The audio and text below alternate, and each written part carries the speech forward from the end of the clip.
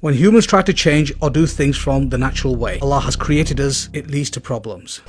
High heels and the harmful effects to the body. Recent research suggests that wearing high heels causes a huge list of problems. When standing without any footwear or wearing flat shoes, both the heel and toes rest flat on the floor. At this state, the body weight is supported by the arch of the foot and is distributed equally between the forefoot and hindfoot. But when standing on high heels, the body's center of gravity shifts forward. This affects the appropriate standing posture as the body attempts to make a series of adjustments. A 1-inch heel is enough to tilt the body forward by about 10 degrees. So in order to gain balance, your body will make postural adjustments from the toes all the way up to the spine. Many doctors and therapists evaluated that high heel shoes cause an increase in the lordotic curve of the lumbar spine, and that the increased lumbar lordosis is the main cause of the pain. The human spine possesses 4 curves known as the cervical, thoracic, lumbar and sacral curves. One of the main functions of the curves is to act as a shock absorber during walking or running and reduce the stress of the vertebrae. With the negative changes of the curvature, an increased shock or stress on the spine, having lower back pain, spine or nerves problems is fairly common. One of the common problems is foraminal stenosis, which is the spinal nerve condition that occurs when anatomical abnormalities block or reduces spaces in one or more foramina. Sciatica is also another problem that is associated with compression of the sciatic nerves, which radiates through the buttocks and down to the legs.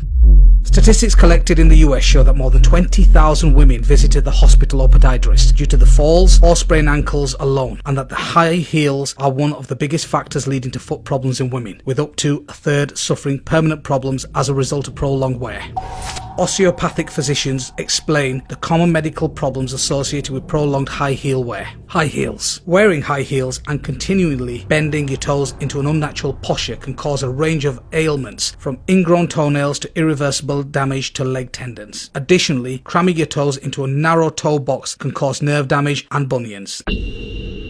Wearing high heels can shorten the muscles in your calves and in your back, leading to pain and muscle spasms. Anytime you wear shoes that restricts the natural shape of your foot, you're at risk for experiencing pain. Many women suffer a shortening of the Achilles tendon because once the high heel is pointed upwards, it tightens up in less than 6 months. This can cause measurable changes to the length of the tendon and muscles. Gait. When walking, your foot is in a far more fixed downward position, also known as plantar flexed. Therefore, you are not able to push off the ground with as much force. This causes your hip flexor muscles in your legs to work harder to move and pull your body forward. Your knees also stay more bent, flexed and forward, causing the knee muscles to work harder. Hips. The hip flexor muscles are located on the upper front part of your thighs. They are forced to work much harder and longer to help you walk because your feet are held in a downward position, the plantar flexed, and have reduced power to move your body forward. If your hip flexor muscles are chronically overused, the muscles can shorten and a contracture can occur. If the contracture occurs, this could lead to flattening of the lumbar, the lower back of the spine. Knees. The knees stay flexed and the tibia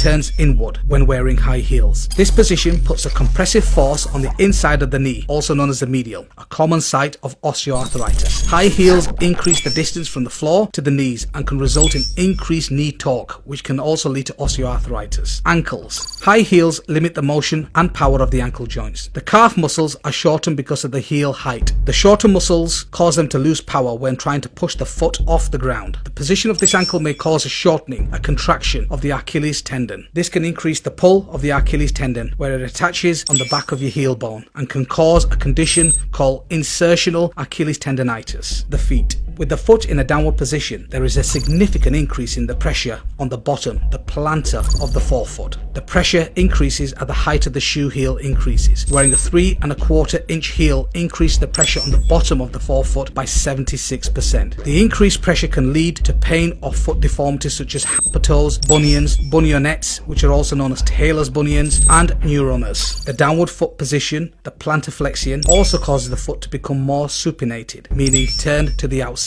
This change in foot position changes the line of pull of the Achilles tendon and may cause a condition called Haglund's deformity. Skin and toes. The narrow pointed toe box that is often found in high heel shoes also causes damage such as corns, calluses and blisters. Chronic overuse injuries. Pressure on the forefoot besides high heels shifted the body weight away from the heel to the balls of the foot. This causes a 90% redistribution of the body weight to be supported by the metatarsal heads at the forefoot. This can cause chronic overuse obvious injuries such as thickening around the nerves leading to pain. Otherwise, bony outgrowths such as bunions will develop. Till today, it is finally accepted that shoe heels plays a major factor which contributes to degenerative arthritis in the knee. This means that the higher the heel, the greater the impact is on the knee and other joints. Taking into consideration that high heels alter the weight distribution on the knee joints, it explains why a disproportionate number of women suffer from arthritis in the knee, especially osteoarthritis, are compared to men.